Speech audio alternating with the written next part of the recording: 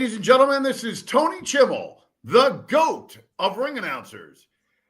And you're listening to the Marks Podcast on YouTube. Welcome to the Marks Podcast. We're hoping Jacob will show up soon. But me and Gerard have been fighting for like the last 30 minutes about this fucking show. Because he's wrong. And he's refusing to admit that he's wrong. So where do we start? You want to start with main event first? Which main event? Really? Saturday night's commercial main event? Nothing special to me really happened other than talk about a whack into your whole program, huh? What? Seth Rollins. Oh, well, I mean... Who? No, let me ask you this.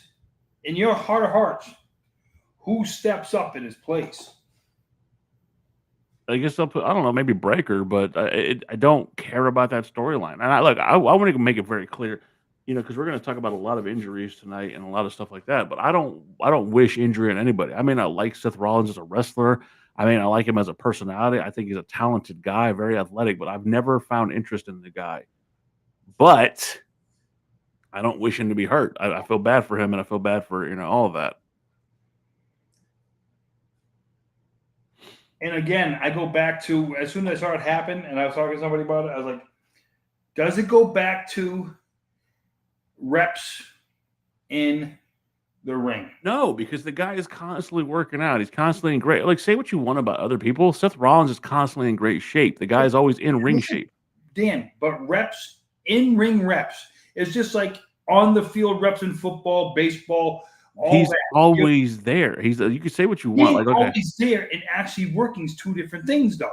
So you're thinking that he should be doing house shows every week. He should be doing all that. No, look what happened. My thing is, though, but the cutting down of the house shows, the body doesn't absorb. So I'm going to tell you to be away from your family for 300 days of the year.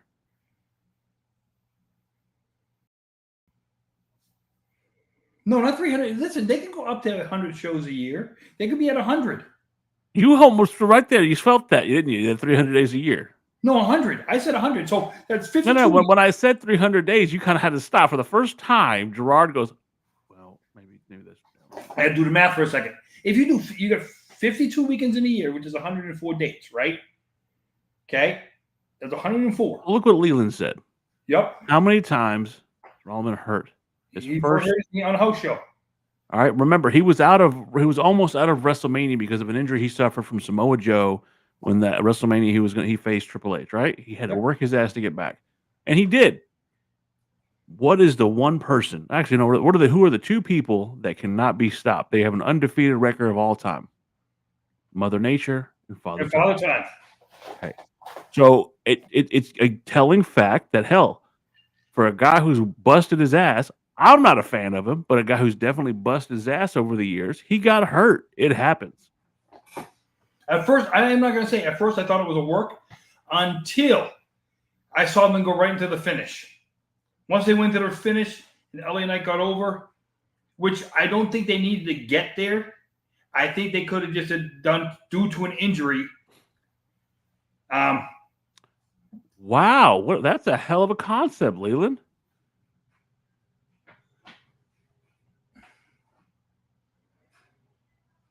You know what? Yes and no. Hold on. Do you remember when we first met in person? Yep. You came out here and what was going on with me personally? Back. And you said that I should be resting instead of putting my ass through as much as I do as far as work and etc. Uh-huh. Put it this way. I told you know I'm an industrial engineer. Okay? I do an extremely physical job. Yeah. When I'm on vacation, I go back to work. For that first day, it kicks my ass. Absolutely. And I get that. But you have a job that's repetition same thing over and over and over again. Right? Repetition. Okay. So you're telling me that the move that eventually injured Seth Rollins was a backflip, which he landed on his legs. That means all your force and legs are landing. You're not doing anything high impact like that. Yours is a repetition. There's a lot of movement in what you do. I won't. I'm not going to go into detail. There's a lot of movement in what you have to do for a living. There's a lot of lifting. There's a lot. It's a lot to do. My only thing, and I think I know where you're going to go. And all I'm saying is the repetitions. Hold that thought. We're live, fucker.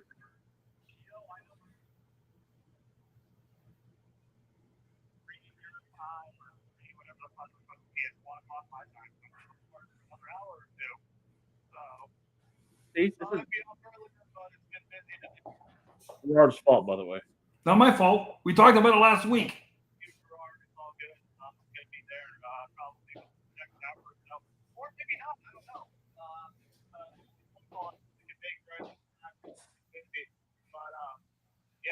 Mercedes Monet sucks. She actually did the job, and she sent over for once. The fact, other than being with the house, she actually sent over for once. So that's great. Where Tony Storm bit her fucking cooch was really nice. I think that's really, giving a lot of credence to women's wrestling. I know we have Evolution going on pretty soon. So, they got Evolution has nothing on that. We need more crotch biting. That's all I got to say. But anyways, I will be in as soon as I can. And then if I don't, then this is Gerard's fault. So blame Gerard, guys. Peace on the streets. I talked to him yesterday. I told him what time. Peace on the streets, my friend. And lovely Jacob McGovern. But no, what I'm saying about that is this, okay? Sometimes giving it too much rest when you have a physical job, sometimes giving it too much rest when you go back to work can do that. And I'm just saying, so they have a job where it's not just. And I want to look. I'm not a Seth Rollins supporter. I'm not like any of these guys I'm defending today. You'll understand. I'm not their supporter, but Gerard, in my opinion, is dead fucking wrong with some shit. We're gonna fucking fight today. Y'all are gonna finally get to see that. So here's the deal. To be a WWE, to be a true wrestling performer in this day and age, you have to. There's media. There's in-ring. You have to hit the gym. There's a bunch of different aspects to it. Okay. And they're doing it all for the love of a business that most of them grew up with, except for one guy named Bill Gower. Go fuck yourself. Anyway, we'll get to that later. What happened to Seth? No one can teach you how to fall right. You can bump all day long, but you're going to get fucking hurt. All right? Baseball players, football players, basketball players all get hurt. You can't know when. You can't know how. It's just going to happen. So what happened to Seth was a fucking fluke. It sucks. It sucks for him. It sucks for a storyline. I'm more interested in what they're going to do to try to repair this and how are they going to pull it out of their ass. He has a 1 year to cash in Money in the Bank, correct? Yeah. Depending on the severity of his injury, do they let him keep the briefcase because he doesn't need to relinquish it if he has 1 year? Unless they're going to say is this injury, you're going to be out more than a year because Father Time at his age, does he come back in the 1 year time? Does he come back as a fucking face? Well, here's the thing. How great would that to be, though he has 1 year to cash it in? Every couple of weeks, you just hit his music during the matches, and just okay. Let me ask you this. Going back to what you talked about, because you are an '80s, '90s guy. Yep. Would you like them to go back to that era? Of what? Masking it with pain and fucking pills? No, but all I'm saying is let them work another day in the week to keep their bodies fresh. What do you mean? Okay, so you're saying so you're saying his injury is based because he didn't want to work one extra day a week? No, listen. Somebody wants to keep talking about, they use drugs to mask the pain, use drugs to mask the pain, use drugs to mask the pain. Listen, how many times you're in a football game where a guy get injured, go off to the sidelines, might get some Novocaine or something like that, whatever some numbing agent. Okay, he's fine. He goes back on the field. It's not illegal, but they do it. Thank you, House. All I'm saying is these guys right now, with the amount they don't work anymore, That's okay. So that's a very archaic way of thinking of things. Oh, let's just get a shot in the fucking knee of fucking Novocaine or fucking what the fuck is it called? Cortisone shot. Cortisone shot, and just keep going. That doesn't work out for you're going to end up fucked. No, I'm not saying that's what you need to do. I'm saying is if you give these guys more reps in the ring. So what if they get injured? Okay, let's go that route. So same move, same thing. No audience, no crowd. He gets injured and just at the gym because that's how fucking easy that was to happen. Yeah.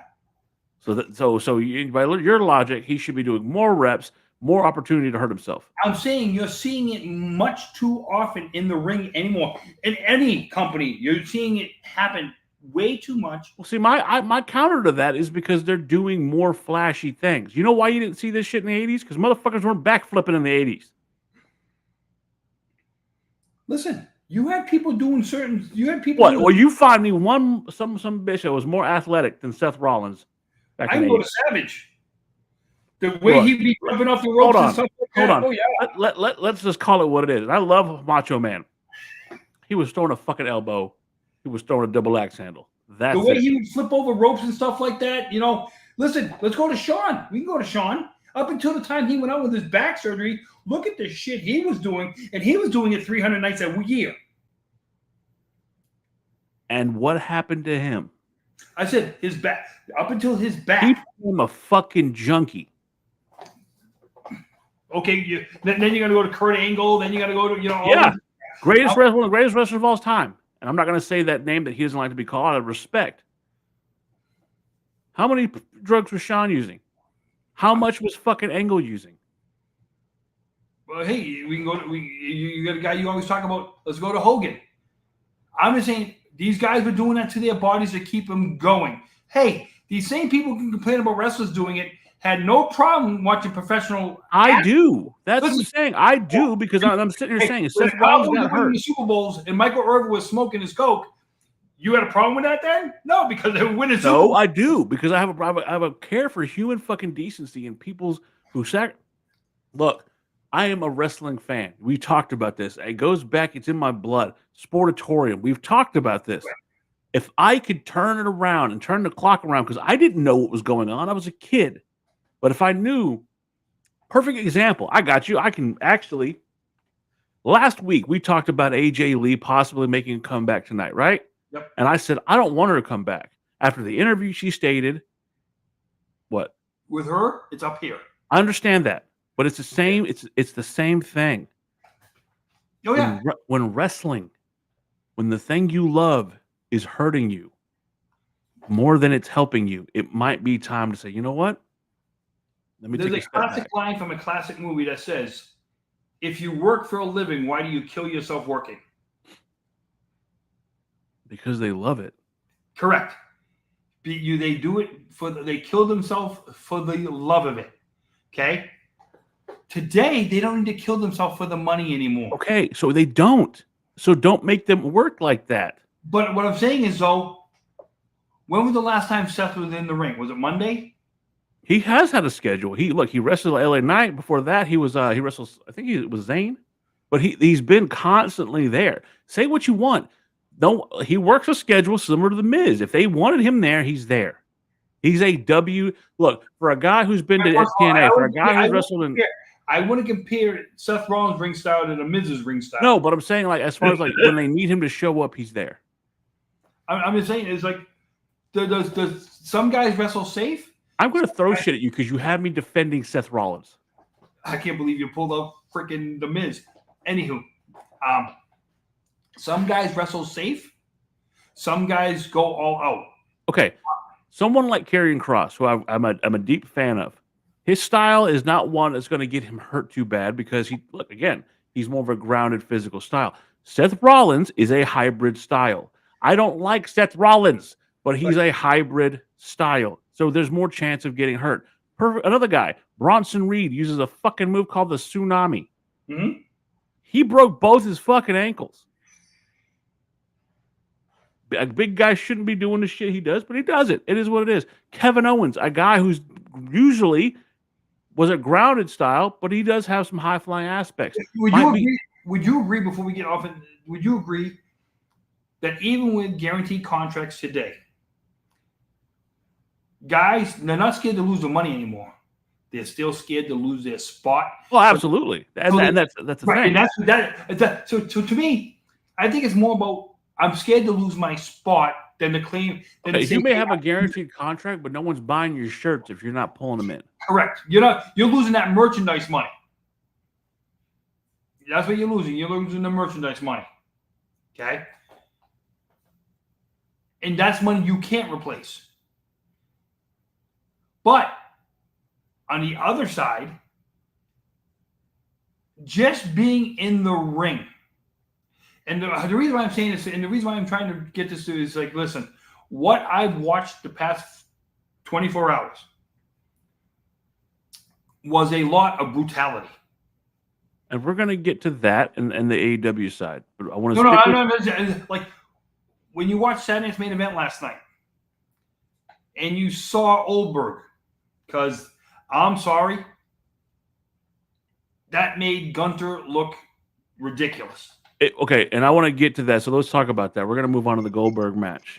We can revisit the Seth Rollins stuff because we're not going to agree on it, but I absolutely think that, like, look, I hope Seth Rollins gets better quickly. Whatever the storyline was meant to be, we'll see what happens. But I don't like seeing a guy get hurt who, at the end of the day, has a wife, has a daughter, has ultimately wants to fucking provide for his family. Oh, unfortunately, people are. I understand this. I understand that corporate TKO corporate thinks it's too expensive to run house shows.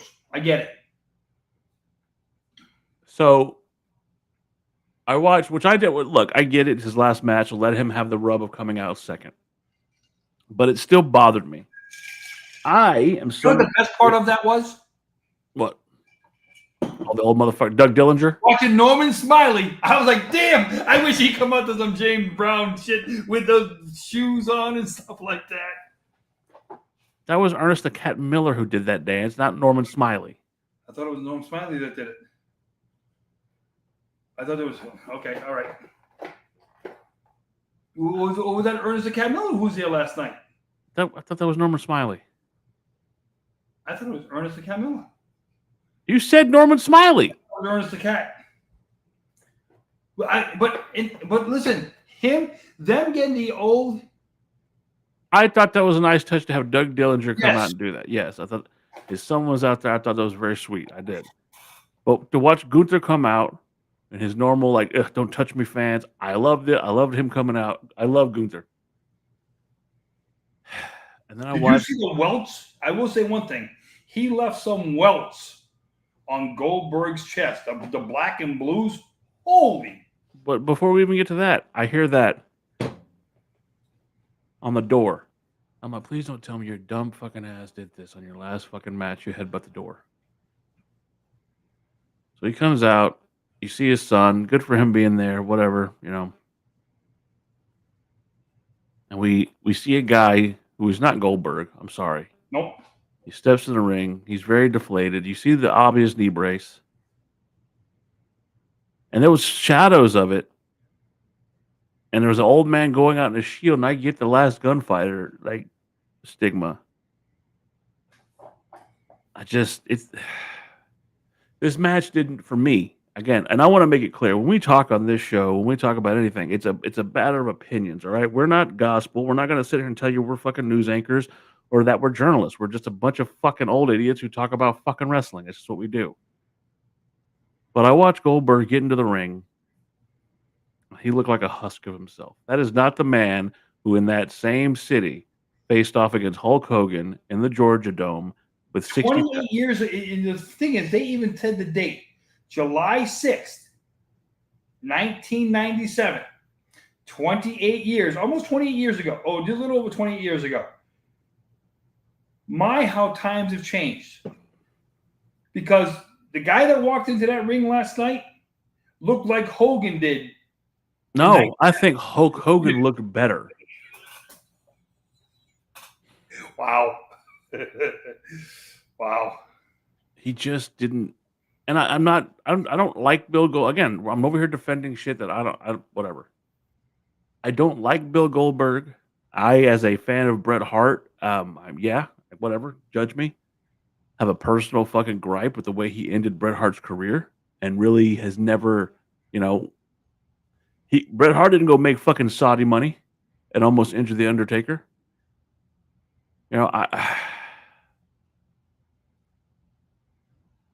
It just didn't do it for me. And if anything, so Gunther, one of the first things he does is he chops the shit out of Goldberg, and you hear it. You hear that it's like a gunshot. Twice. And Goldberg shakes it off, which makes me go, "What are you doing? This is this guy's last match. You want to be a superhero one last time? Are you that? I mean, come on, man. Look, you and I have watched the business, been around the business. You have been around the business. No.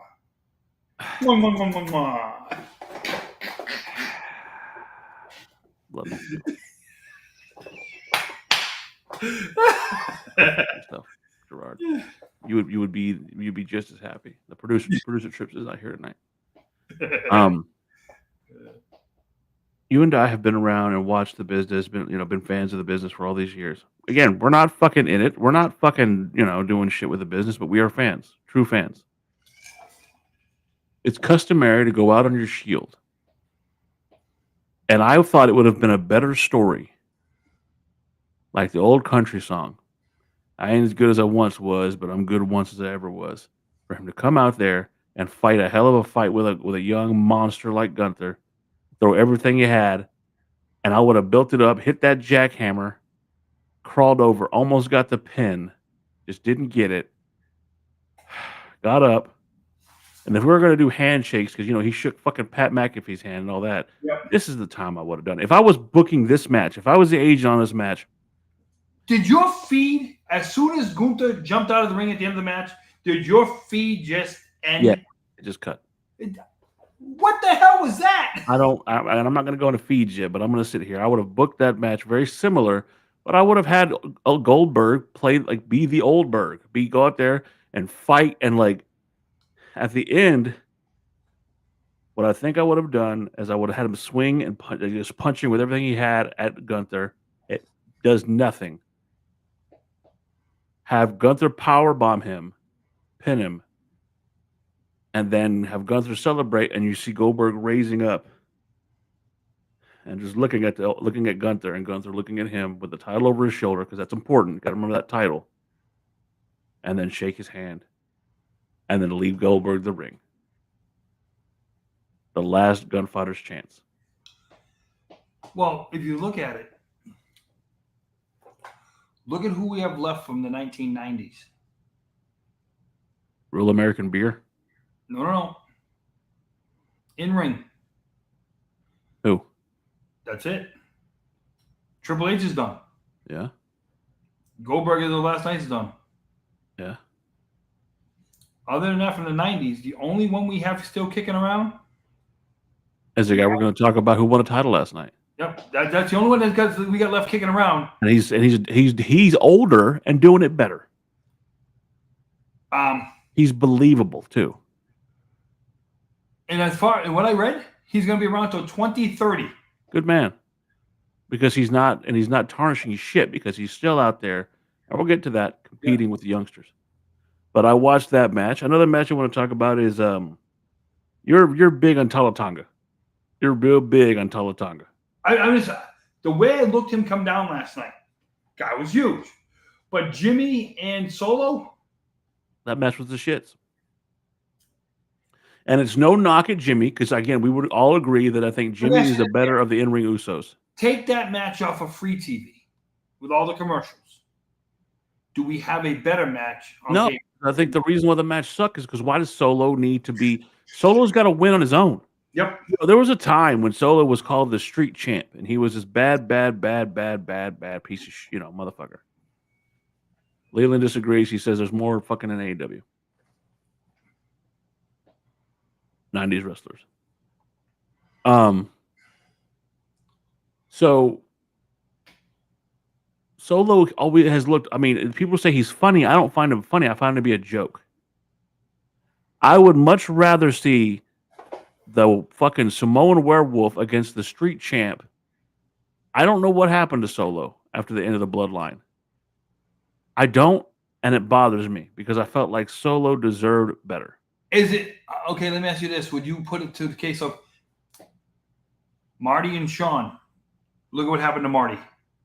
It's not even that because like what I'm saying is some guys, when they're part of the right faction, when you go often to be a singles competitor, you never end up being as good solo. No pun intended. The guys that he have around him right now, I don't think put him over the same way Roman Reigns did. But see, if in my opinion, you carry that character of the street champ. When he came in, he was pretty fucking unstoppable. He whooped motherfuckers' asses. That's what he did. He was Jacob Fatu without talking. Mm-hmm. And so they made a mistake because they had him lose and lose and lose whenever Joe Roman was gone. Like he never got the credibility. So, and again, this is fantasy booking. Let's go back. Let's go back to when WrestleMania, when Roman lost.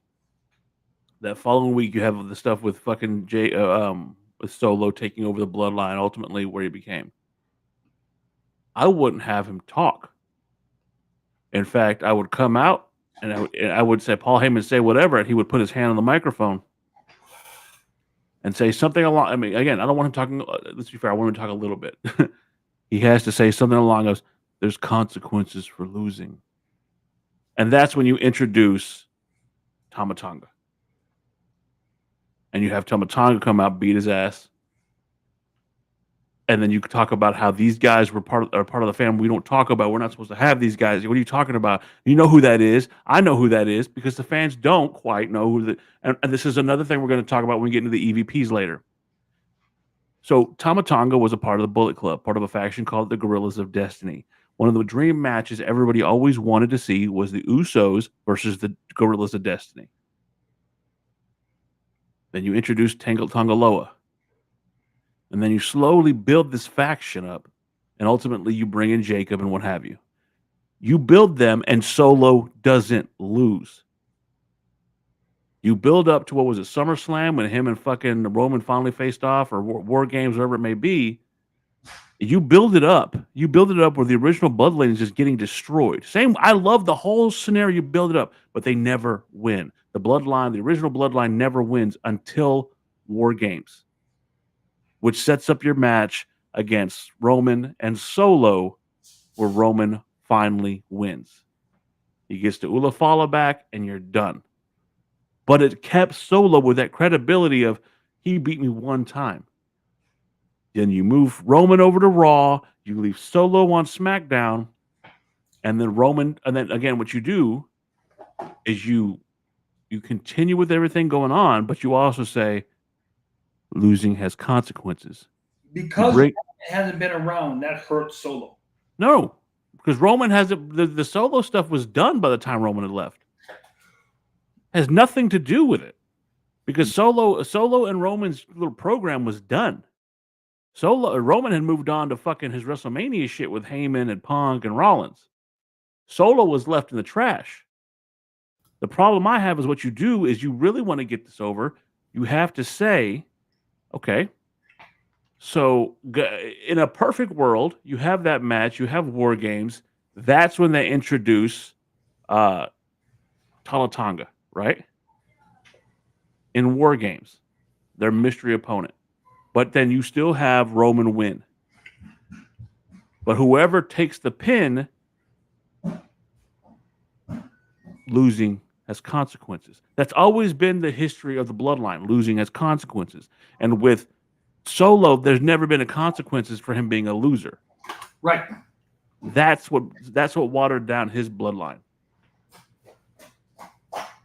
So then, if you could go a route, say Solo was the one who took the loss to fucking Roman, right? Okay. So then you have Jacob step up, take that place. Jacob says losing has consequences. You turn Solo into this baby face. You turn Solo into this baby face who goes up against that bloodline. I think it was too soon to turn Jacob into a fucking face, personally. I think it should have been done organically more. Yep. To where you keep having him as a monster, and as the monster, the fans just want to grab, a la The Undertaker. Yeah. When The Undertaker came out, he was supposed to have been. What did the fans end up doing though? WWE never changed him to be a baby. No, he just fans organically turned him into a baby. And that's what you could have done. But again, that's old. That's old-fashioned booking. That's the way I look at it, right? But organic flipping somebody is so much better. John Cena did not flip because the fans wanted him to flip. You're talking about a heel turn? No. Remember when he first started with the ruthless aggression shit? Yeah, people thought he was lame. Yeah. And they even thought he was lame as Gangster Cena. Somehow or another, it just happened. But because it was something that could catch at the right time. Because he could talk. Right. Another one that we can go with that name with? The Rock. Die, Rock, die. I remember. And all it took for him to change that whole thing was when he was the Nation, just saying to Vince, let me get on the mic. Okay. Well, if we go back and look at interviews, dude, Farouk was supposed to be the guy to get over off that, but he didn't. But again, back to the Solo thing. I thought the match was passe. I thought it was weak. And again, when is Solo going to start, building momentum? Everybody knows that Jacob's going to kick his ass. You know what the sad part is about Saturday Night's main event last night? The best part to me that was about that last night. Okay. A guy who's never been in a ring before took the best bump of the night. Jelly roll? Yeah. Which again, I'm torn with that. I like Jelly Roll. I'm not gonna sit here and say I don't, but come on. Am I supposed to be that RK Jelly is gonna do anything against fucking? Well, I will put you like this. The start on Friday night, I thought they actually had the good build Friday night with Logan and Jelly. Okay. Yeah. I have no problem with this. The beginning has worked out pretty good so far. I want to see the end of SummerSlam. Where does he go? I don't want him to become a Shaquille O'Neal or something like that, to where he's just a Dennis Rodman or anything like that. I don't want Jelly Roll to be a fucking wrestler. I'm good with that. If it's a one-off thing, because we all know he doesn't need the promo. He don't need it. Okay? I don't want him to get hurt to where he can't do his real job. But if it's being done just to sell tickets for SummerSlam, I have no problem with that. As long as I'm going to say something that might be controversial. There was a WrestleMania where Shawn Michaels faced off against Diesel for the World Heavyweight title, right? Mm-hmm. I think wrestling should always come first, and that the sideshow matches, which is what they are, they're novelty matches, should always come second. If it was a single, okay? Oh, hear me out. You got to be an AEW fan. Hear me out. No. That night, the match that went after the world title match was Bam Bam Bigelow against Lawrence Taylor. In Hartford, Connecticut, WrestleMania 10. And I get that. 11. No, WrestleMania 10, 11. But what kills me is that I like LT. I like Bam Bam. Who are the guest referee? But the problem I have is you're going to sit there and take the greatest worker. You don't know he's going to be the greatest worker of all time, but the motherfucker could wrestle a mop. Before the Kenny Omega, it was Shawn Michaels. Yep. And what arguably was their best big man in Kevin Nash. And you're going to put them second banana to that. I'm sorry. It's not right. If you care anything about your title, if you care anything about what that belt means, we're talking about the people who've held that, like Lou Thez, Gotch, San Martino, Bob Backlund, the Iron Sheik, Hulk Hogan, that piece of shit.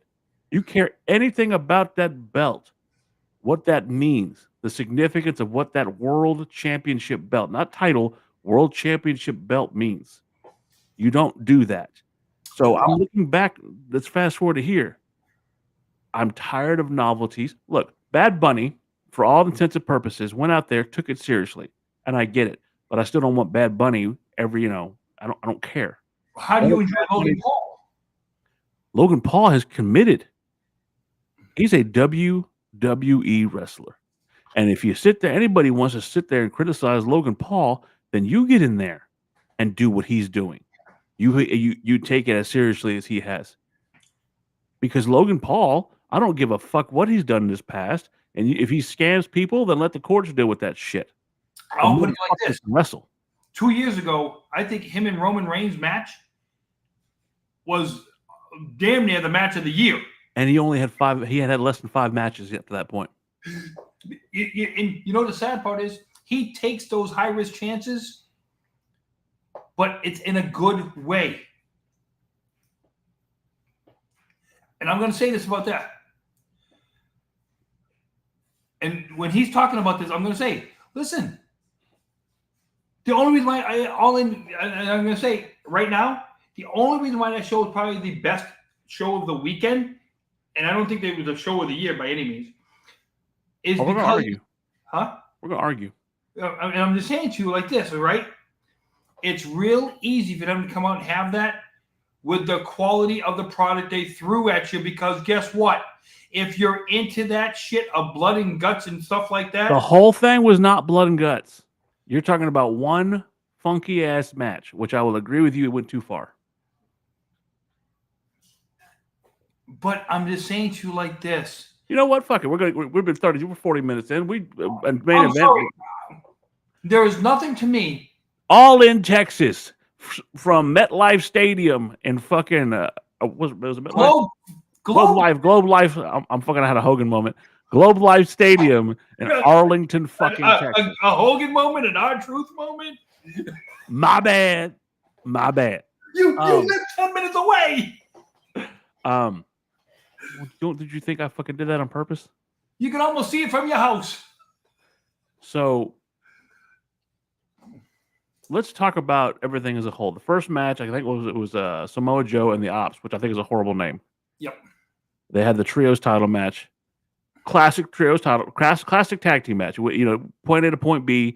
Shibata was in there. It was really good. They told some stories. Gabe Kidd, who was an excellent wrestler. I thought it was a decent point-to-point match. Nothing to write home about until the end, which I thought was excellent storytelling when they took out Samoa Joe. And why do you take out Samoa Joe? Because he's dangerous. Because even after all this time and his age and whatever you want to say about Joseph, the man is still dangerous. They Pillmanized Samoa Joe because they were telling a story. You and I argue this, that you said AEW does not know how to tell stories. For one day, anybody can tell one. I'm saying... It wasn't one day, but we're going to get to that. No, what I'm saying is, hey, like we said, we just watched the greatest story probably in WWE history when it came to the bloodline, right? We got spoiled with that bloodline story. So now are you going to say that it's fucking WWE's fault that everybody else can't tell a story? No, I'm going to say this. Tony Khan doesn't know how to really write. Hold on. We're going to get there. So what was the next match on the card? You're the guy who usually has the point by point. Look it up. What's the next match on the card? You're going to make me do that, huh? Oh, absolutely. You're talking all this shit. You've been talking all this shit since for 30 minutes before we started the show. Oh, God. Yeah. Hold on. The order of the matches, I'm sorry, I don't remember. You're going to make me defend AEW tonight, so you're going to fucking do the legwork. Mm-hmm. Oh, wait a minute. Wasn't it the men's gauntlet match, the second match? Could have been. Yeah, the men's gauntlet match with, I will say this, MJF going over. Do I believe that MJF needed to get there? Yes. But you have him going right back to where he was 3 years ago, before he did the thing with, or 2 years ago, before he did the thing with the clown, before he did the thing with Wardlow, you just did your whole circle back to right where he should have been 2 years ago, before he did the so-called, walkout because of his contract situation. You just put him right back where he was. Let's say, okay, he might be out for a year. If he's out for the year, how close to the year can he make it back in before he has to cash in? Because if he can't cash it in, it just expires. Do they wait till next year? Or do they say, hey, at SummerSlam, we're going to put it back on the table for SummerSlam?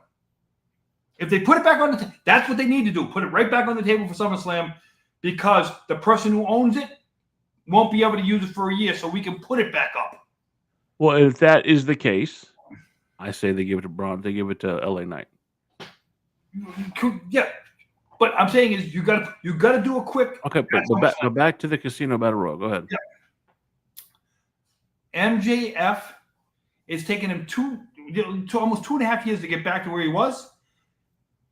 Do I believe that it should have taken him that long? No, because I'm going to tell you this right now. Before he went out with the stupid contract thing, when it came to the clown and stuff like that, or the demon, whatever they're calling it, the devil, he was on top. He never regained that after the thing. He never got back to where he was. And he was your hottest guy in the business, not just in the ring. He was the hottest guy in the mic. Nobody was touching him in promos. No company had anybody doing promos better than MJF at the time he left. Now you just did full circle for him to come back to where he was 2 years ago.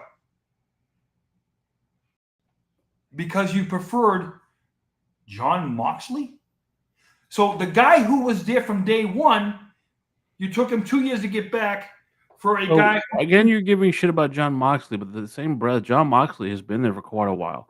Jon Moxley ran his contract out and left WWE under. Jon Moxley deserved it more than MJF. I think Jon Moxley is given a lot more than a lot of people like to give him credit for. No. Did he deserve it more than MJF? Yes, at the time, yes. No. I'm saying to you, when MJF was the hottest mic guy he was the hottest guy in the business. They gave him a 6-month layoff when he was the hottest guy in the business and brought Moxley back when he was supposed to go on vacation. And now they're finally giving him his vacation. Because the Punk stuff? No, I'm just talking about MJF as a whole. He lost his steam doing that demon shit. Sat out for 6 months. He comes back. No, part of that was also the fact that fucking Adam Cole got hurt. So they couldn't do that properly. And then we saw what happened with Adam Cole last night. Again, hold on, time out. And don't you start, because if you start talking shit about Adam Cole, I'm not a bit. You're gonna make me fucking defend these motherfuckers. Hey, Jesus, Adam Cole, baby. Again, I'm gonna talk to you about that. We're gonna have words about that because you gotta watch it. You have to watch it with that. We're talking about a guy who's legitimately a good person, a wonderful human being. He's not lived up to himself in AEW. From my understanding, it's a concussion. No. What you get my point to? He every time he tries to, something happens, and it sucks. It sucks, but it's not for lack of effort. It's not okay. I feel bad for him because in the 3 years he left, but you're Adam Cole babying and talking shit. In the 3 years he's left, he has not been able to live up to the hype because of injury. Okay, Bryan Danielson went through a similar fucking issue. I don't like Bryan Danielson as a wrestler. He's not my guy. I mean, I get the hype. He's a damn good wrestler. Just never was my guy. All right. But to watch a guy who legitimately has the passion, maybe arguably more passion and love for an industry than you and I will ever have as fans. A guy who's been there, done it, made the sacrifices, lost loved ones, lost relationships, everything that's happened to him, and he just can't catch a break. Not for lack of trying, not for lack of or being lazy, because of fluke incidences, much like Seth Rollins, and he might lose everything he holds dear because he's that much of a fan of wrestling. I feel for that. This is where I'm going to bring out the fact of I hope he can do this. Take away the money part, okay? Because obviously it's going to be a big money knockdown, okay? I think Adam Cole. Remember we talked some episodes back about who could be a good producer, and we both came up with it. We both said Dustin Rhodes should be. Okay. So you remember a movie? You remember the movie A League of Their Own? Yes. Okay. Tom Hanks, one of Tom Hanks' greatest movies of all time. Starts out the movie. He hurt his knee because he had fallen out of a fucking hotel window from being drunk. Yep. And they make him a manager for a girls' baseball team. Yep. Okay. Girls that would just sleep with us in the game, not when you play with her in the game. You know, you look like a little penis with a hat on. So, I don't think you bring up the whole fucking agent thing yet until there's all options off the table. And I say that because you're talking about a guy and you would offer him an agent's position. That's got to be a kick in the fucking teeth. No. Let me tell you this. Who's doing it right now for AEW? There's one guy right now who's behind the scenes who was in the same position he's in, who actually excels at it. He was known as a man of 1,000 holds. I agree, but Dean Malenko had a chance to have a career. Huh? Dean Malenko had his chance to have a career, and I think at some point, absolutely, Adam Cole could be a great agent. But let's give the guy a chance to figure this shit out. A certain wrestler. Not every wrestler can be an agent. I agree with that, but again, can we just let's just be sad for a second that a guy who really is good at his craft. I'm not a fan of the small guys. You know this, but I feel bad for him because he is a great fucking wrestler. I look at it like this, Dan. In life, when one avenue closes, you hope another one opens up. I get this that. Could be his opening up to say, you know what? Can't we I don't need to be it's there. been a day, motherfucker. It's been a day. No, it hasn't been a day. It's been more than a day because think about how long he was out with this problem before. No, he was out with a fucking leg injury that last time. This one maybe because remember, what's her face when that was Britt Baker who had the concussion. No, when she had but when she was saying it'd be nice he would wake up and have these mental episodes. The one thing he has in his life that's a problem is the mental problems, the depression because he can't wrestle. You know what? And I'm saying to you is being around the business sometimes is a problem solver in and of itself. Being a wrestler is to some regard is a privilege. Let's be honest. Not everybody gets to do it. But I can sympathize for a guy who truly, it's not like he's fucking undersized for the business. He's a small guy. But the motherfucker he puts everything into it. And we'll go back to an old time that we always talked about before. Pac didn't want to retire because he had to, or because he wanted to. He had to. Yeah. But you know what? He took his retiring and flipped it into something to where nobody's copied it since. We all say, who's going to be that next one? Nobody's copied it since. Okay? But they get enough of them to try and copy it. How much have you learned in the business? How much have your mind can you put in to say, you know what? I need to stop thinking about me in that ring and start thinking about what. You're right. I feel bad for the guy. And again, I'm not the biggest Adam Cole fan, but I do feel bad. Like I said, I just feel bad for the guy. Hey, another one that I just found out this week. Look at another one, Natalya. She's winding down her anchoring career, and she's starting to teach other people. Yeah, but that's another person like Goldberg that I felt like that it's been too long. It's time. You should have known when your time was up. It sucks when someone who's very talented like Adam Cole, his career gets cut short like that. It bugs me. But it's just one of those things to where, as professionals, like we're all going to have our day to where all the jobs we work at, Father Time's going to actually tell us, hey, it's time for you to walk away. We don't want to do it voluntarily. But you know what? I'd rather walk out than get carried out. So there's the match that we're going to talk about next. Which one was it? You didn't look it up? Did it go to the women's one right after that? I'm trying to remember if it went to the women's right after that. Where I think Athena won that one. Hold on. I think it went right to the. Yeah, I think it went to the women's. I don't think so. Come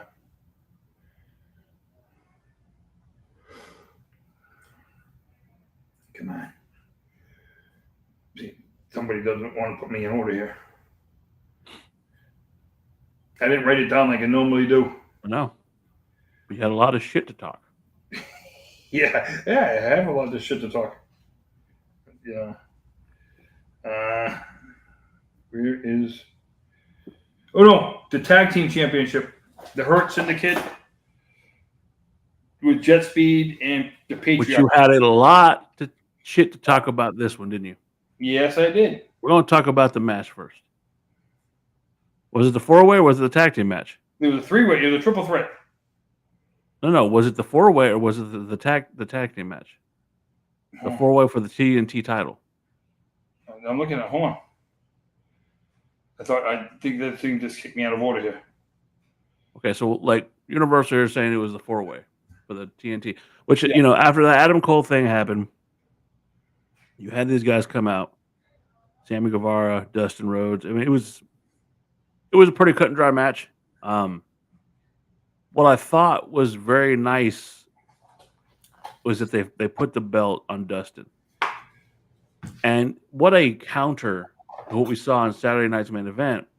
And you have a guy like Dustin Rhodes, who been a fucking class almost his entire career, done everything he's supposed to do, carries the legacy of his father, loves his brother, and in Texas, in his home state, wins that big one. Let me ask you this. Is it because of what Dustin did in his younger career with the Gold Dust gimmick that he's still being able to do what he did today? Because I'll tell you this right now. I honestly think that was one of the best characters that was ever created, was the Gold Dust one. I will still say the fight that he had with Piper was one of the best WrestleMania segments that they ever put on. And because he's always been about the business and not so much about the money side of it, Dustin's always carried himself probably in a professional way when it comes to the business part. The personal part, we can't always say he's made the best choices and stuff like that. But for business sake, he's always gone along with the business. Now, how long he keeps that title for will go to show you, were they giving him the rub for All In? Does he lose it at All Out? How long he keeps it for, to me, I think is more important than winning it last night. I don't. I think that was a good spot to win it. I think it was a thank you for everything he's done. I don't think he wouldn't be in the match had Adam Cole not got hurt. But to sit there and if you watch the post show and the way Tony Khan talked about, so a lot of people don't like Tony Khan, and I get that. But last night I watched the post scrum, which I haven't done in a long time. It's just kind of serendipitous that I did.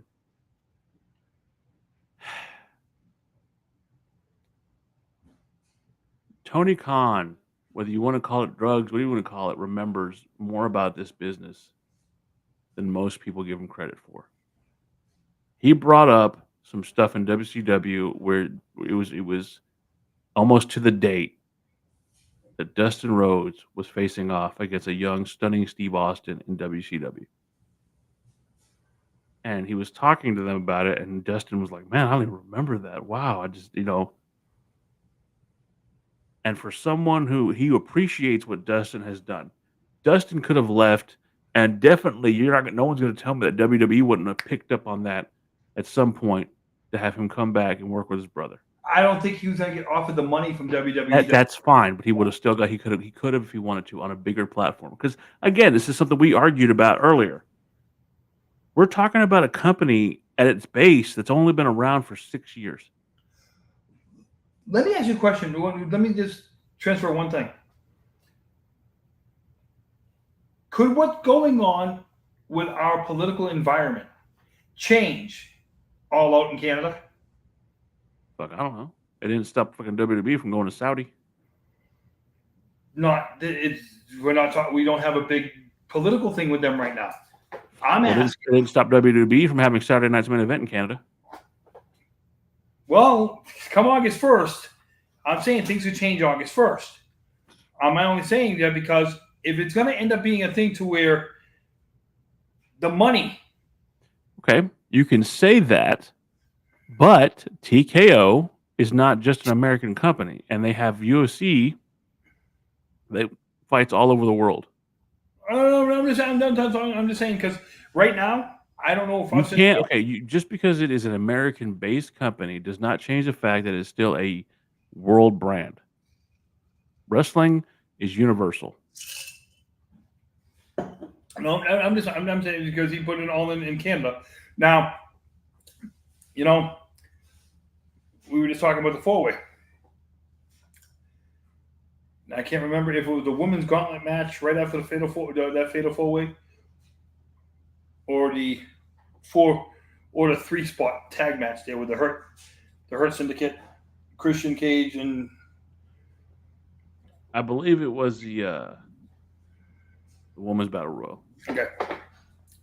So with Athena winning, which I thought was wonderful, and I think this ultimately was Athena's coming out party. We've been talking about Athena. I've been talking about Athena.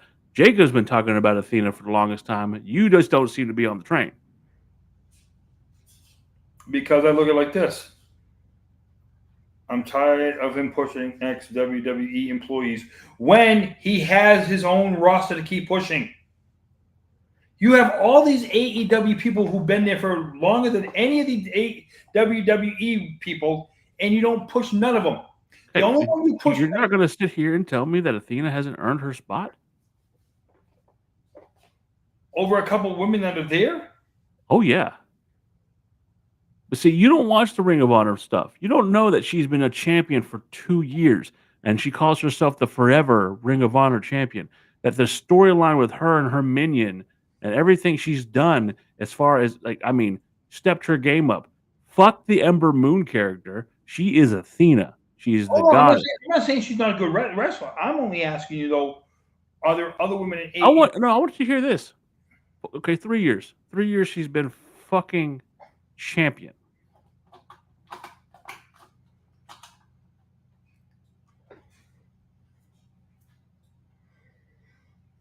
And it's not like it's been, you want to see Billy Stark beat her. You want to see this person beat her. You wanted to see Abaddon beat her. She has that genuine. It's not that fucking Sean Waltman years ago go away heat. It was absolutely, she puts the asses in seats. And if she's the one who's going to come over and beat Toni Storm, I'm all for it. I'm not saying no. But you said, why do they keep pushing WWE star? She's not a WWE star anymore. She is Athena. That is 100% it. She is I refuse to sit there and let her have the same stigma as everybody else when she's put the work in. She's not there for a paycheck. I can't believe it's already been 3 years. Not only has she done that, she's also bought a indie promotion in Texas that they wrestle around the Hurst Euless Bedford area, and she's been running that as well. Nothing to do with Booker T doing that? No, this is her promotion. Okay. Booker T's is in Houston. All right. She is in the it's called Metroplex Wrestling, and I believe they're trying to work on having an all-woman show. And by being an all-woman show, I mean ring announcers, referees, everything, camera women, everybody woman. Athena has done everything that a person. Look, she was, for a cup of coffee, a WWE wrestler. What she has accomplished in 3 years is incredible. And last night was her coming out party. The one thing I got to say one thing because we're going to talk about women. I got to say one thing. We got to go back. The Jade Cargill Naomi fight last night was a fucking fight. Oh, dude, it was the best part of the show. I would agree with that. Jade Cargill kicked the shit. But that, again, if they would continue to book her like that. Oh, my God. And I said, and the first thing I said to myself, finally, that's the Jade I want to see. and Naomi getting up on the desk and her in the ring, just being like that with each other, and then Nick Aldis announcing Bianca as the special guest referee for tonight. The looked like, I know what the main event is tonight. That should be the main event tonight. So here's my argument with all that. Not against you. Stop trying to hamstring these wrestlers. Let them be themselves. And I felt like Naomi does not get the credit she deserves. So she sold like a motherfucker. Put it this way, she hit her so hard, Jade just kept going. She punched her face off. You might as well have called her as John Travolta because she punched her face the fuck off. No, what I'm just saying is the fact of that's the legit best shot Jade has thrown since But go back to Elimination Chamber, and you and I agreed she looked so good rolling up there, beating the shit out of her, slamming her with the door, and walking out. She looks better when she can pull her inner China anger shit. That's when she looks better. Don't have her watered Don't make down. her a fucking wrestler. Make her a beast. Make her the beast that she is. Make her a beast. Just have her at SummerSlam, still be pissed off.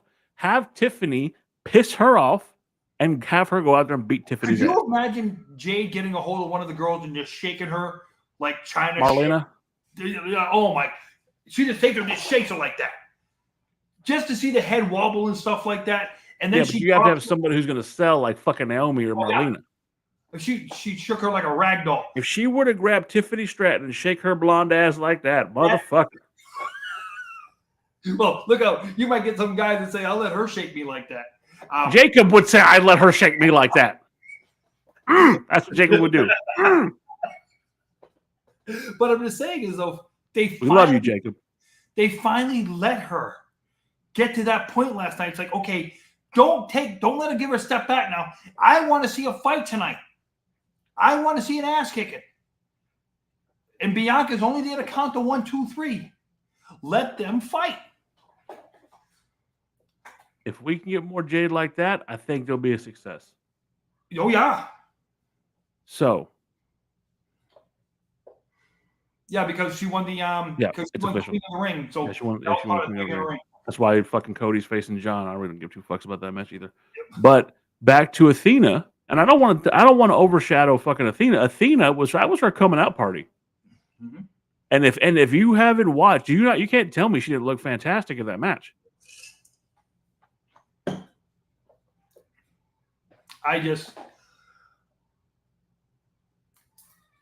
The right producer for the women has to be there. And I don't know who their producer is for their women. Like, I know who the WWE producer is. It's been Fit Finley for years. And he loves those girls. Yep. And you can tell with the way he puts it together. Yep. I'll say this. For anybody who hasn't been aware of what Athena has been doing in Ring of Honor and parts of AEW, she's traveled across the world with that belt, and she's done an amazing job. And I'm not going to sit here and let anybody dog out Athena. I'll fucking fight you to the grave, because Athena is everything she should have been in WWE. She was one of Booker T's students. She busted her ass. And if you're not proud of what she was Roxanne Perez before Roxanne Perez. Just so that Universal knows, just because it's Tiff versus Jade at SummerSlam doesn't mean Tiff wins tonight. What is Gerard's favorite thing about cards? Subject to change. So if Tiff loses tonight, whoever faces Tiff tonight faces Jade Cargill. But you really think Trish Stratus is going to win? Come on. We just talked about getting shook. Come on. Trish could take that shaking. Come on. Come on. I know. Hey, don't maybe we can see a cash. Don't be crazy, man. Don't be crazy, okay? Maybe we can see a cash in tonight. Oh, shit. Hold on. Jacob's corner where the truth ignites. Jacob's corner ain't no ordinary space. He rants and raves with that fire in his face. Every word a racket, shaking up the place. The whole block hears him setting his pace. Oh ho ho, the star of the show has arrived. I'm just kidding. No, I don't have that big of a fucking ego. If I did, I wouldn't be wearing these sunglasses right now. I think I look like shit, but that's okay because today I was at work, right now, and I figured out by osmosis that this podcast was going on.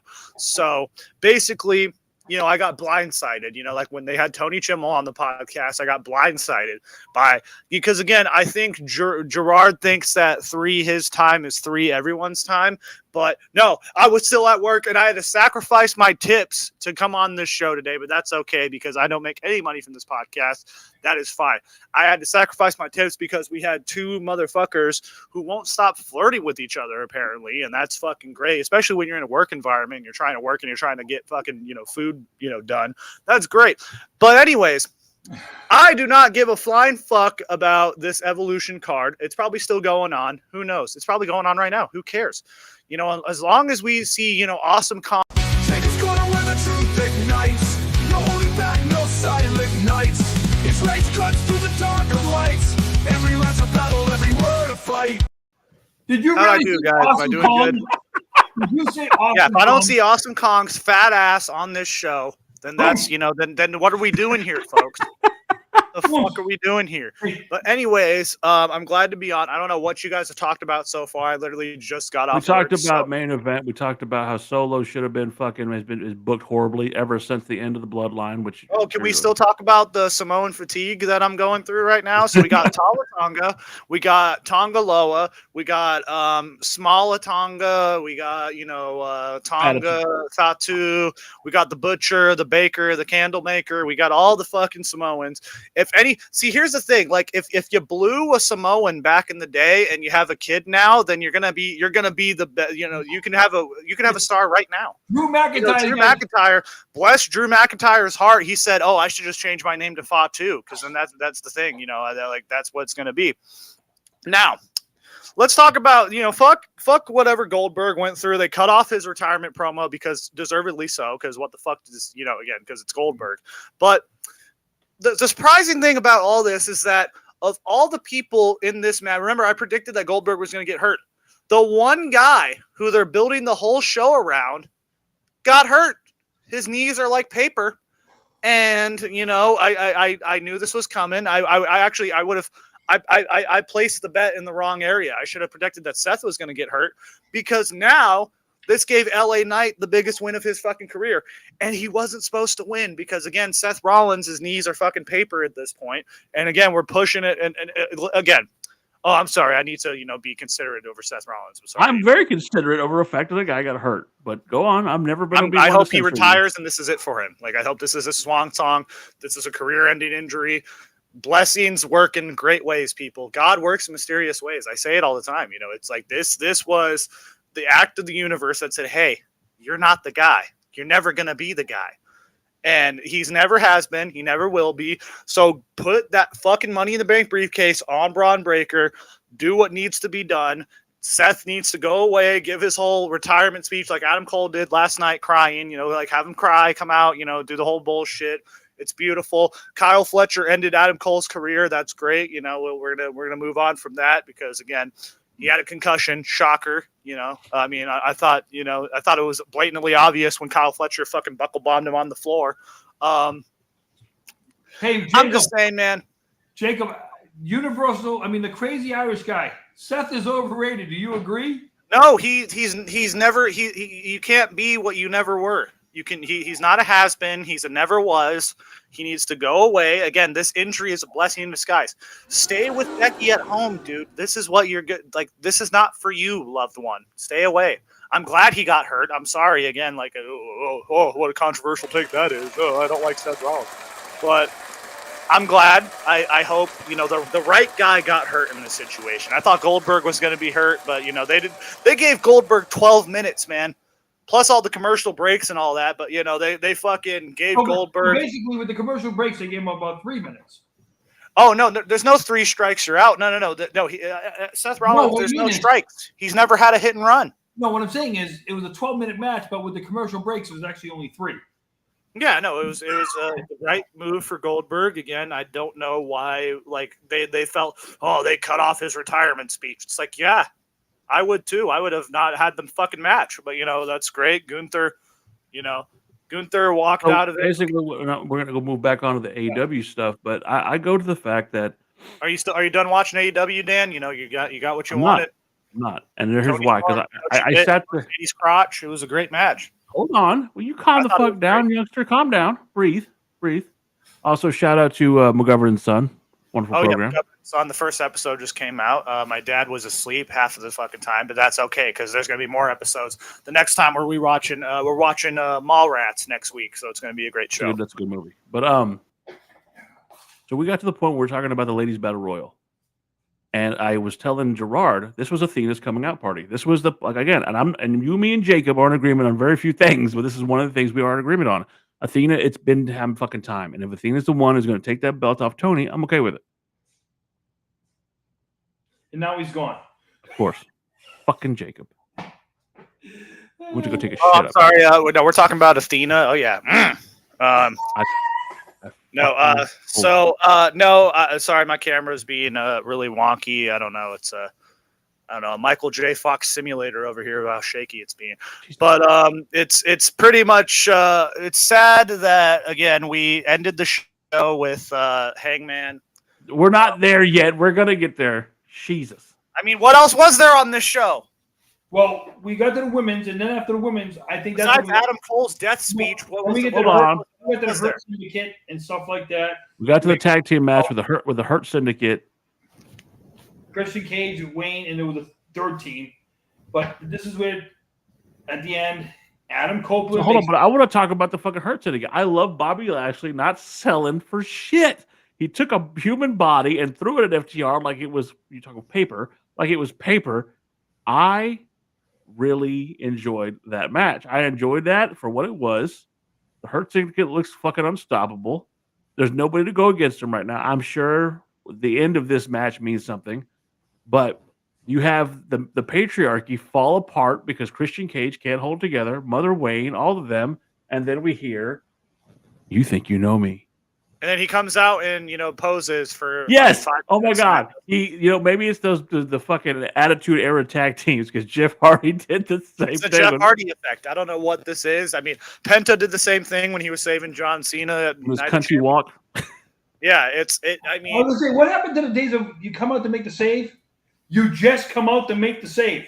Well, again, why couldn't he have just been under the ring and made the save? It would have been a great fucking. Why would he be up there? Pyro. He had to get the whole fucking pomp and circumstance because it was in Texas. So yeah.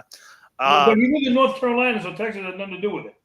Yeah. So again, it was stupid. It was probably the worst example of someone needed to be saved. But again, and there's gonna be people like, well, Christian, he wasn't gonna make the save because it's Christian. He had to take his time. Because Christian, they were feuding before. There's going to be a lot of justification for it on the fucking. That was a fuck up. Absolutely, I think that was a fuck up. So, and we're going to get to that match next. Okay. What do you expect? I'm aware. We're going to get to that match next.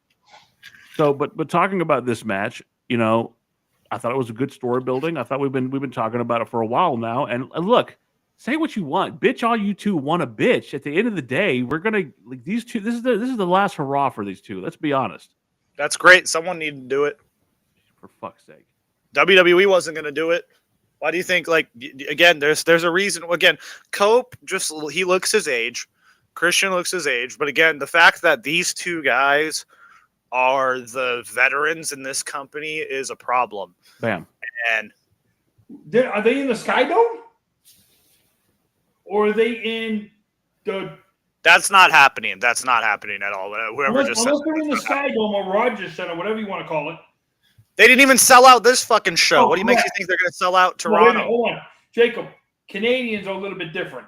Yeah. That's true. Yes, they are.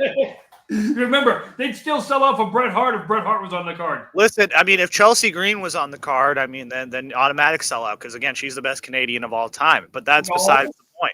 So, wait a minute. Hold on. We might have to get Martha Hart to show up. Hold on. Oh yeah, no. Let's have her in a hat. Hold on. Greatest Canadian of all time. More so than greatest Canadian of all time. Better than Bret Hart. Better than better than Jinder Mahal. Nope. See, he's from India though. That's his hometown. No. You're not going to get Mahal. You're not going to Mahal. Jinder Mahal, see, here's the thing. Jinder Mahal is the best male wrestler from Canada. I'm talking about, of all time. Of all time. Like, Chelsea Green's above Jinder Mahal. That's You're great. not going to get me But above my you can mountie. only go so far as Jinder Mahal. You know what I mean? Mountie. Like, the bar is Mountie. raised way The too high with mountie. Jinder Mahal. Yeah, with The Jinder Mahal, mountie. the ball is just raised way too high No, with that. So, like, you Jinder can't. Mahal is not better than the Mountie. No. You can't beat, like, here's the thing. You can't beat Jesus. That's the thing. Like, you can't beat God sometimes. Like, The Mountie. it's like CM Punk said, your arms are just too small to box with God. And that's what it is with Jinder, because Jinder is always going to be the best. That's just a I'm the given. Mountie. The Mountie. I mean, Jinder's the greatest of all time. By the way, Wait, hold on. I got you. And then we're going to go to Dino Bravo. Dino Bravo. Okay, Dino Bravo. Yep. I mean, there's a few. Hart. Again, Too hard. Jinder is the standard. Like, if we're talking Mount Rushmore of Canadians.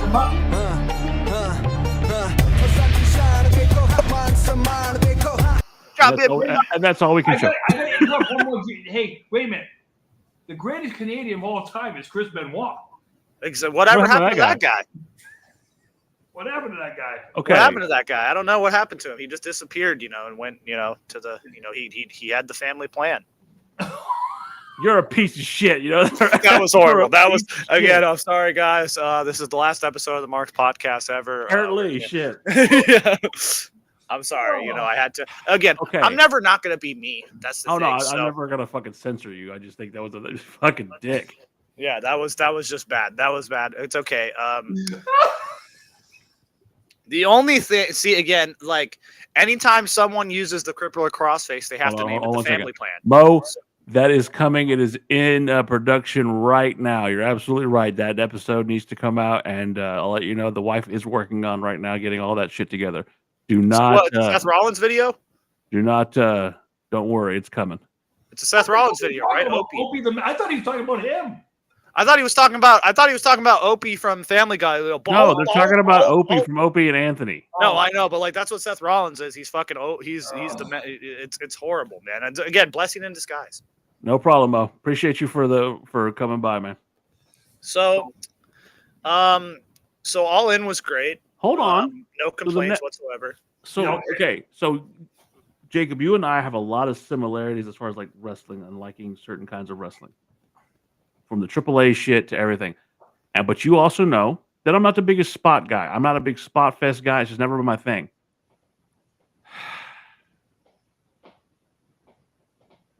I hate you, Gerard. I hate you so much because you're going to make me defend AEW. The match with the fucking two brother idiots, Swerve Strickland and Will Ospreay, was awesome. It was so fucking good. I hate you, Gerard, for making me defend AEW. Well, I mean, was it awesome though? I mean, I don't, I think it was okay. The amount of coordination you have to pull off those moves. Case in point, the house. Well, you could party, say that about every Zach Gowen match. Hold on, shut the fuck up.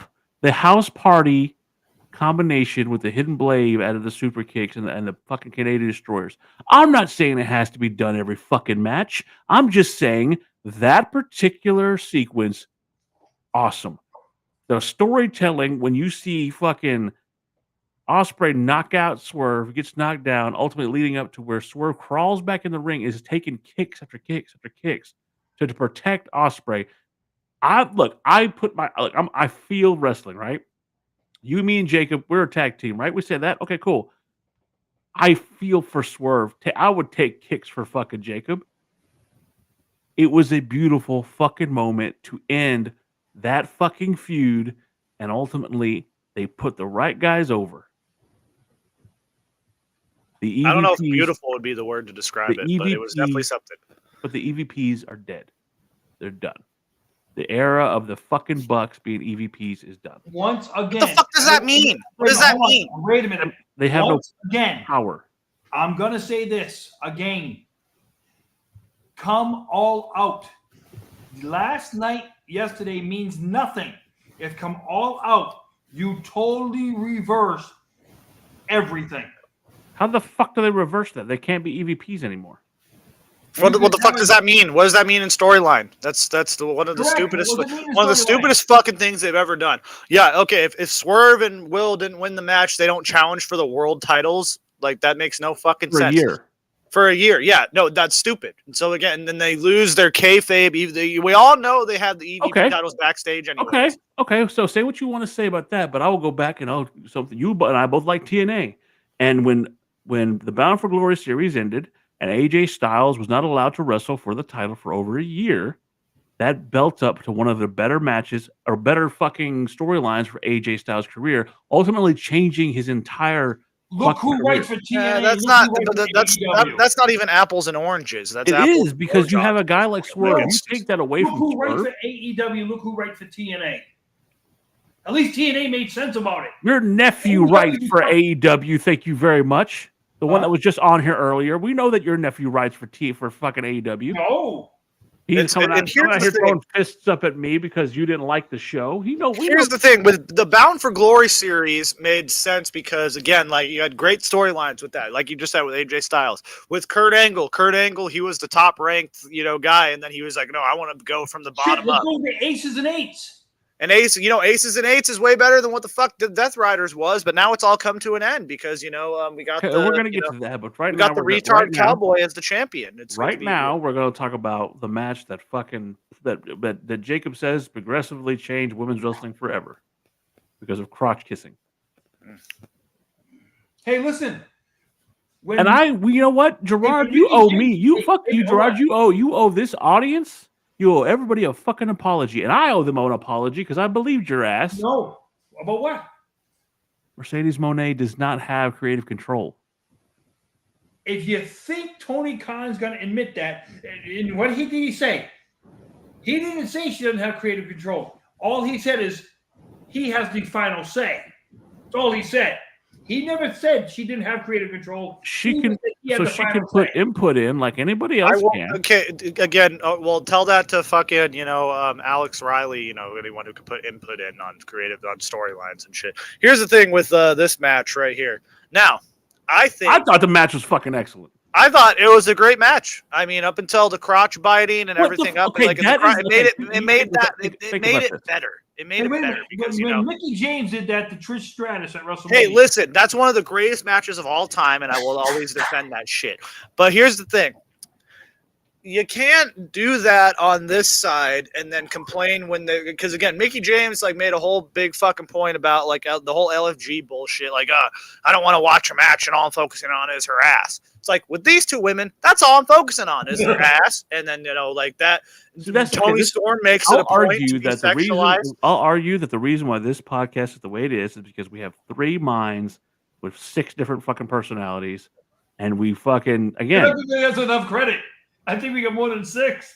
But again, you have someone in Jacob who's absolutely about tits and ass and loves the fucking titties and loves the fucking ass. You have Gerard who hasn't seen a tit or an ass since 1975, and you have me who's married who's like, okay, so you're in the same boat. Just not quite Gerard yet. I mean, here's the problem with this match.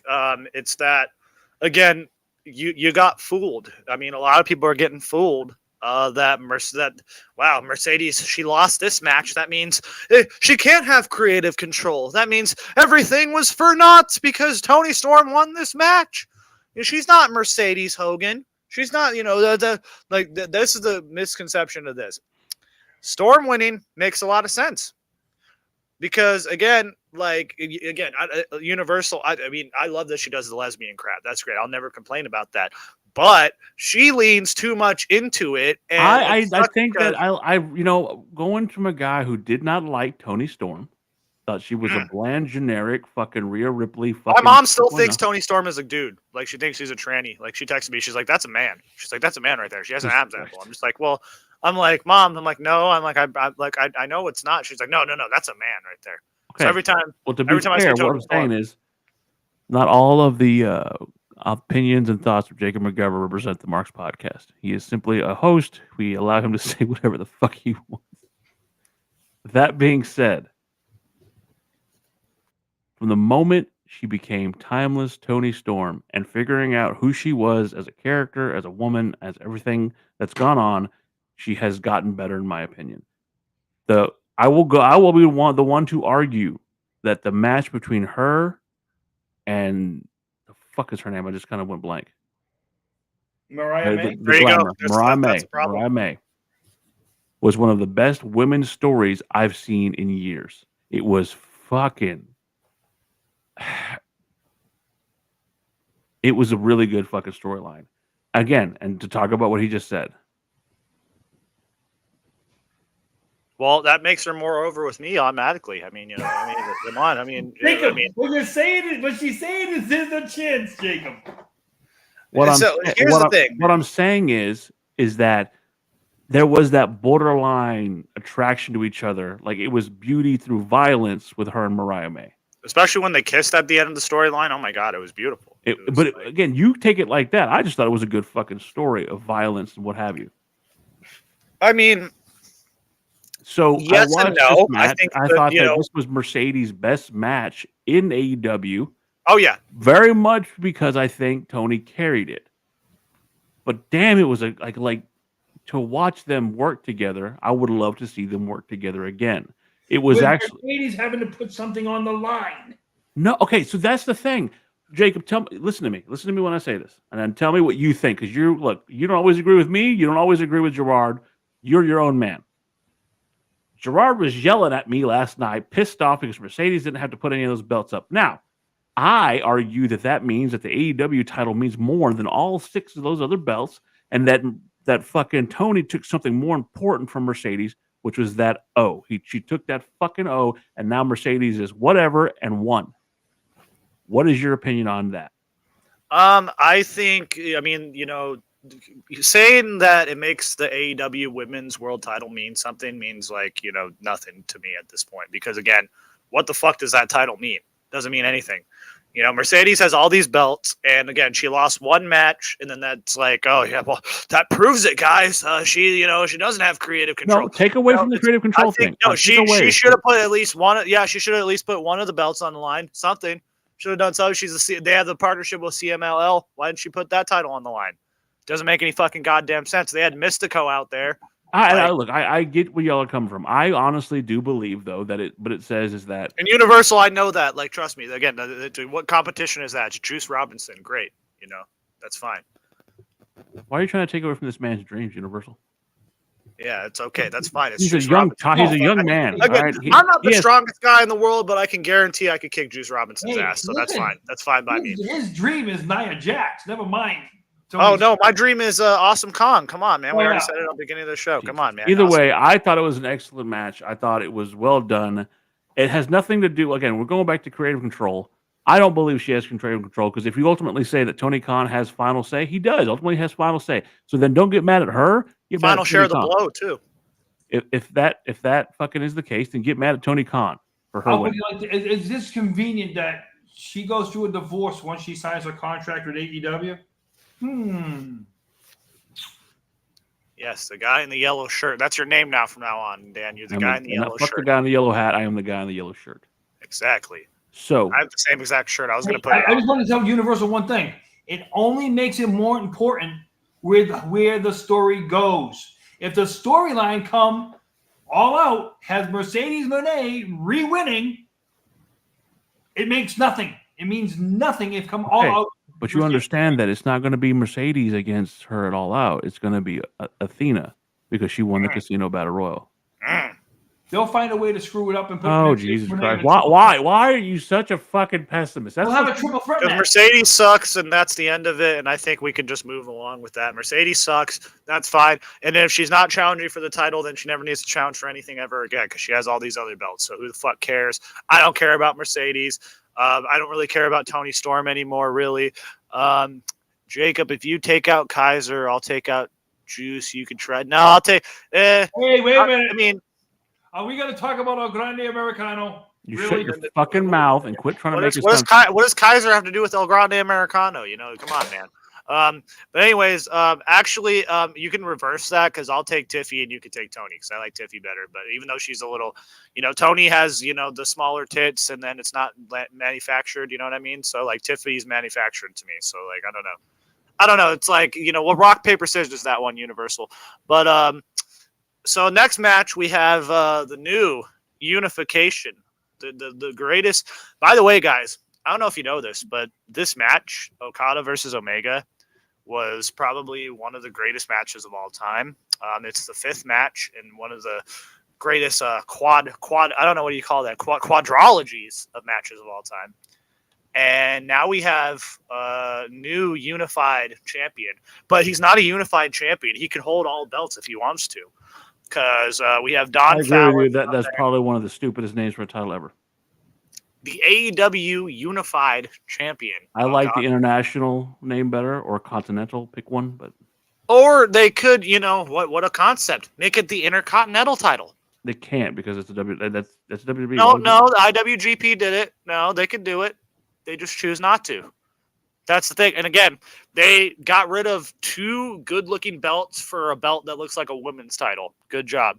So now it's, the unified title looks fucking. Ooh, Chavo. Where the fuck is he at? Come on, man. Where's Chavo at? Like, why isn't Chavo booking the fucking shows now or something? I don't know, man. Put fucking Chavo in the match. AEW, that means shit. Again, look, Jacob, you're killing me. You love good storytelling.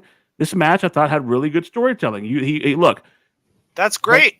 I think Kenny Omega was doing a great job winning, and and then Okada did what Okada does, and he focused on the body part that was injured. Hit the gut buster. How long before the diverticulitis kicks back in again? See, I wasn't even going to go that far. Wow, what a dick. What a fucking dick.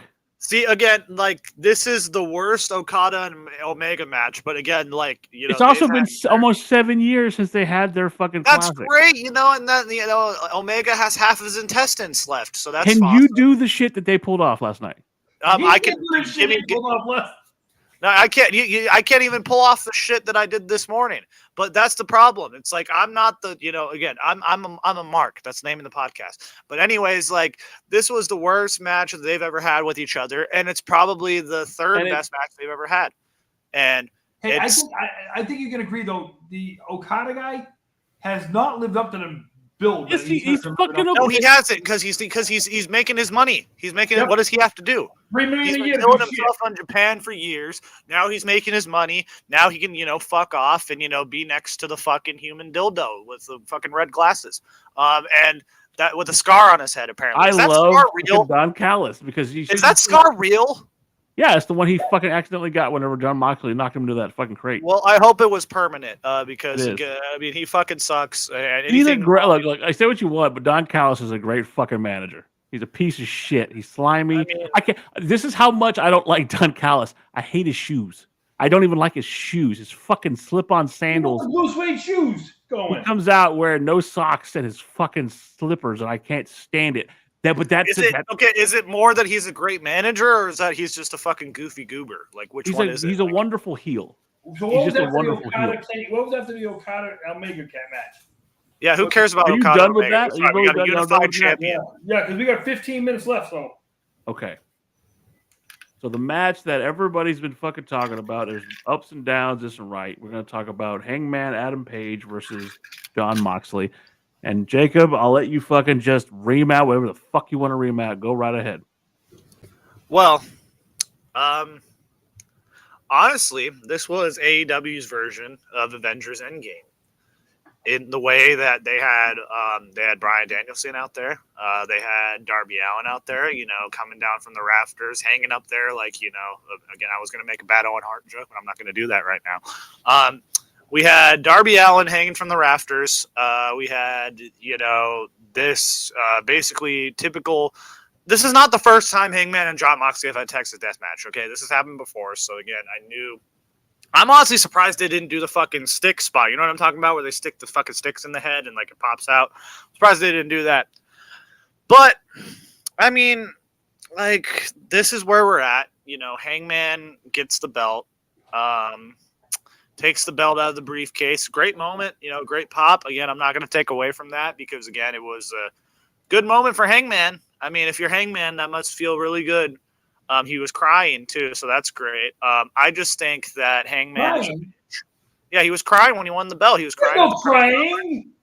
Yeah, there's no crying in fucking wrestling. No, it sucks because Hangman's a bitch. I've always think that he's a bitch. And sad because again, this is the guy that ended this fucking horror. One of the worst factions in the history of wrestling, and one of the worst storylines that's ever been done in a main event storyline.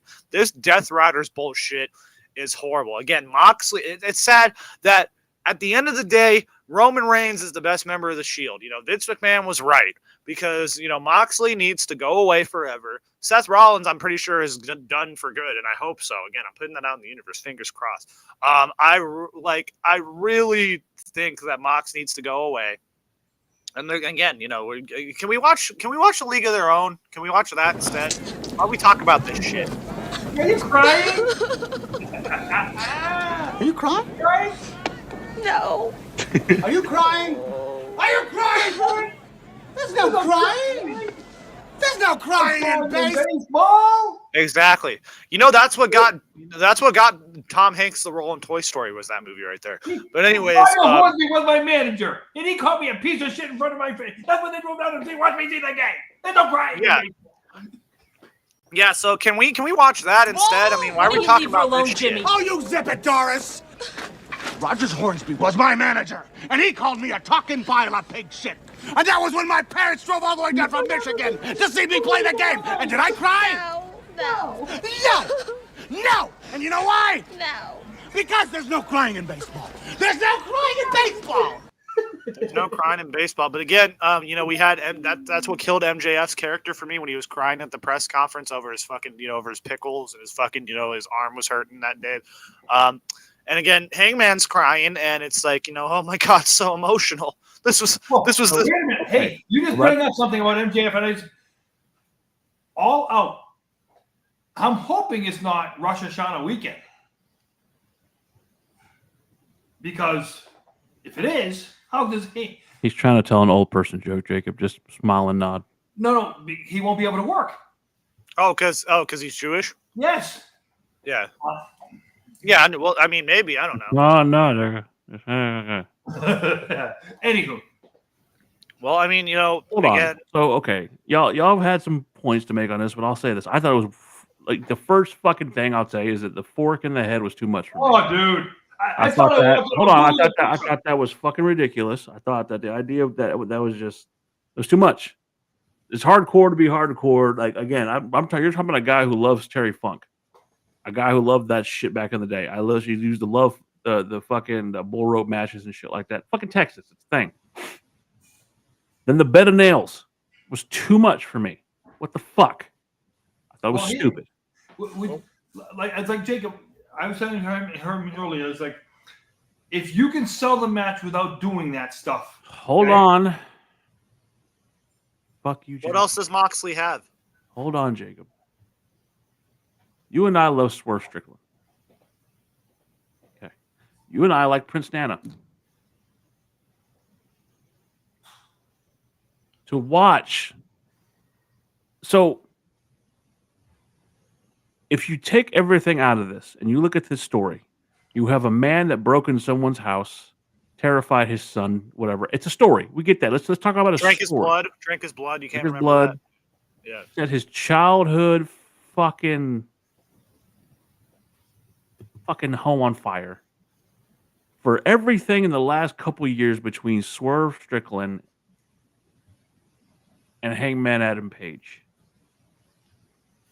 When I saw Marina Shafir go for when she was over by the briefcase and ended up getting handcuffed, and I see Prince Nana smiling at her. What a handsome woman she is. The old Hold on. I'll let y'all fucking go. Let me just. The enemy of my enemy is my wife. My wife.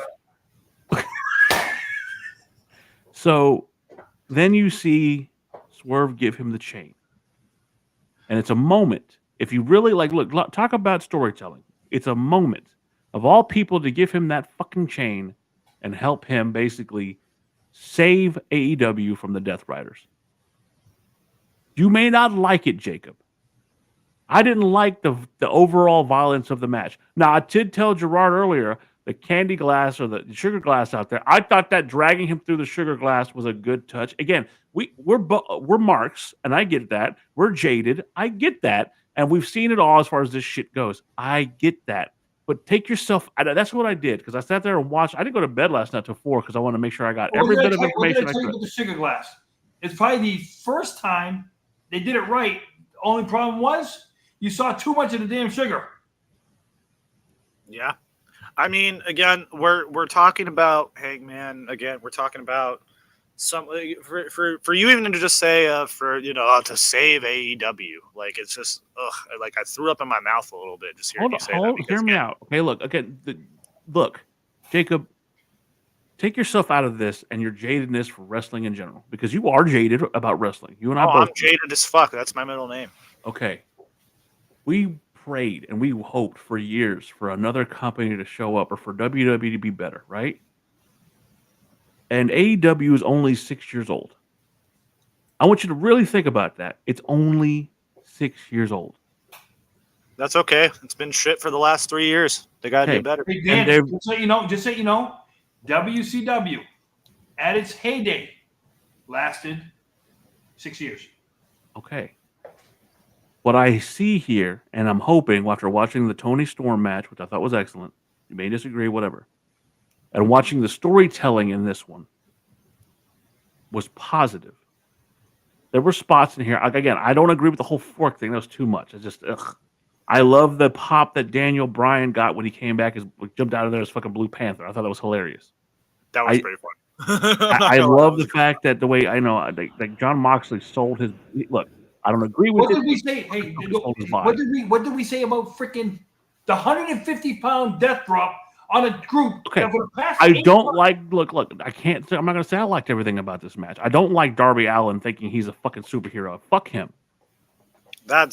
Dude. He left to climb a mountain. He would probably be the champion right now if he didn't leave to climb a I don't mountain. give two fucks. I hope he's never champion. That's just my opinion. He will be the champion. But I love this, and I love the fact that you have a guy. And again, I'm not saying that I'm the biggest. You want to believe it, but I'm not the biggest Hangman Adam Page fan. But I do love that he's a guy who cares about the business. He cares about Colt Cabana too. I don't the give only a person. The whatever. only person that ever He cared does. about Colt Cabana. You know what? If you were Colt Cabana, if I'm fighting for you, Jacob, I don't give a fuck if I'm wrong. You're Jacob. I don't give a fuck. I'm gonna defend you. Well, but that's the thing. Like, I'm more over than Colt Cabana is. So Fine, then that's fine. I'm gonna defend. I'm gonna defend you. Yeah, I get what you mean. Again, like, it is easy for me to hate on Hangman because of the CM Punk bullshit. But again, like, Hangman is just not the guy, and And I get where you're coming from. Not everybody's gonna like that, but I do like that there's a guy who cares that much. And again, I told you I watched everything last night, and I watched the fucking pros press conference. I got a good vibe, and I'm like, okay, you've got me back in. You've got me interested again. You have me in. Don't fuck it up. And if I felt that way, there had to be other jaded fans that felt that way too. It wasn't exactly what I wanted, but it wasn't fucking rolling trash. And before because we're going to cut it early because we're going to go watch Evolution and hope for the best. Oh, yeah. Well, Gerard made the complaint that it was 7 hours of fucking programming. Yeah. This is their WrestleMania, Gerard. And for a fan that was there, that truly paid for a ticket because they love AEW, you're going to tell me with the ticket prices of WWE right now, that AEW fans didn't get not only their money's worth, but 10 times more? Let me ask you this. Okay, I can agree we with got done that. almost 9 o'clock at night, which is 8 o'clock Texas time, right? If you're somebody from out of town, what the hell do you do? Well, nothing. It's fucking Texas. There's nothing going on. You have people sitting in a stadium at 1 o'clock in the afternoon in Texas, and you said, oh, it was raining yesterday. But raining in Texas in 80 is a hell of a lot different than 80 degrees and raining here. The dome was closed. But when you come out, at least it wasn't flooding. Sorry, that was horrible. that was horrible. We've already discussed that we weren't going to go there. No, that was horrible. That was on me. That was on me. We can edit that out. my only point to the matter was, you put me in here for 7 hours. When did you stop concessions? I'm hungry now. Now I gotta go find a place to go. Are you really? Hold the fuck on. They got nachos going on. We talked about this before. You will bitch for anything, won't you? It is fucking. You're bitching about concessions. Yes. They're You're gonna have, bitching they're about gonna have nachos. nachos all night. They're gonna have the gross ass cheese, the Now, fucking. like I said, now at 8 o'clock at night, now in Texas, I gotta go find a place to eat and stuff like that. Listen, it's not like the ballpark. Okay, if there was a lot of places to eat around the ballpark, it's one thing, but there's not. I get you. Hey, the one thing I will say is more people do attend the Rangers game. We're here to talk about McDonald's has to be wrestling, open around what that goes time. on in that ring, and our opinions. And you're bitching about concessions. I'd be hungry after. I want they got you. nachos. Okay, everybody. I want y'all to listen to this. We are sitting here. Even look, Universal. I don't give a fuck if they close for wrestling or not. We're sitting here talking about wrestling, the entertainment of it, our opinions of what's coming next, the quality of the matches, and you're bitching. I will turn the other cheek when you bitch about refereeing. I will turn the other cheek when you bitch about fucking. Oh, you want to talk about refereeing? Some of the hold on, refereeing time the fuck out. You get to bitch all day long. You got that, you're gonna get it. You get to bitch about refereeing, the color of their shirts, the ring not looking the right way for you, lighting being shit, where people are sitting. But now you're bitching about fucking hot dogs in the motherfucking stands at the. You have lost your. Look. Hey man, a good hot dog from probably the Texas fucking Condom Arena, wherever the fuck they were. Probably better than the Swerve. It's probably better than the Swerve Will Ospreay match. Globe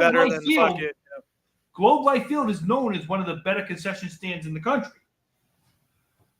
They have. I would rather have nachos from the concession stand there than watch this Hangman match again. Or watch any other Hangman match. But that's the problem. Is that you're putting your belt on fucking Dick the Bruiser.